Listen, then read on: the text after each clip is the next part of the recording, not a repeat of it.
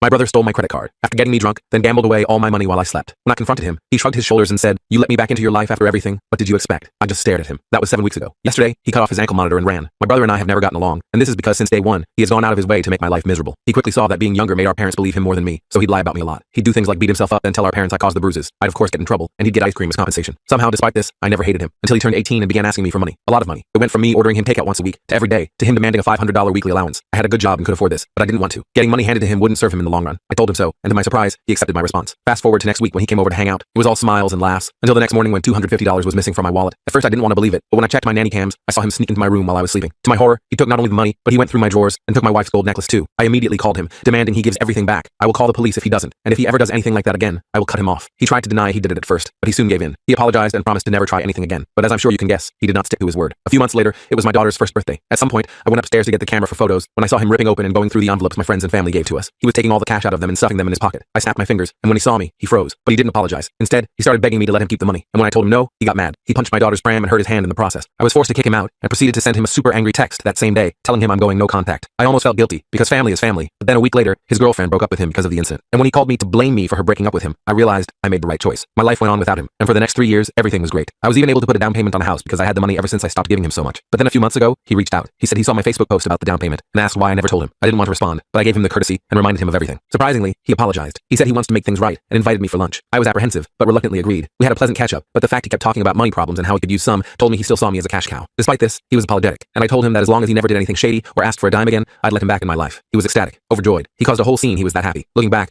there was definitely an ulterior motive there. Still, the first month after was perfectly fine. We sometimes spoke, went to an all-you-can-eat buffet once, and were slowly rebuilding the relationship. But then last week I went out to a bar with him, and that's when I realized letting him back into my life was the biggest mistake I ever made. We were talking, drinking, and as the night progressed, he bought me more and more shots. And I mean, who am I to turn down free alcohol? My wife knew I was staying at his place too, so I could let loose. We made our way back to his around 3 a.m. I was way more hammered than him, and as soon as we got in, I just passed out on his couch. I woke up at 9 to him making breakfast and offering to call me a cab home. He had never been this kind towards me. I should have known something was up. However, my critical thinking had been replaced with hangover symptoms, so I just ate and got in the cab. But then, while in the cab, I realized something. I'd forgotten to check if I had my wallet. I quickly patted myself down, and thankfully, I had it. But then I opened it. At first, everything seemed fine, but my credit card looked a little odd. I took it out, and that's when horror washed upon my face. My brother had swapped out my credit card for his old expired one. I panicked. I immediately went onto my bank account, where I saw that I already had $5,000 less than last night. To make matters worse, right as I was checking, I saw a notification appear. $2,300 withdrawal from ATM. Was this you? I wasted no time calling my bank to block my card. But then, as luck would have it, as my phone was ringing, it ran out of battery and died. So there I was, hungover, driving home, minutes away from having my bank account cleared out, and no way to stop it. I asked the cab driver if I could use his phone to make an emergency call. He looked at me in the rearview mirror and said it was against company policy. I showed him the banking notifications on my dead phone and explained the situation. He still refused. I was getting desperate, so I promised him a $50 tip if he'd let me use his phone for just 1 minute. That finally did the trick. He handed me his phone, and I called my bank's fraud department. The customer service rep asked for my account number and security questions. With my pounding headache and stress, I couldn't remember the answers exactly. They said they couldn't help without proper verification and suggested I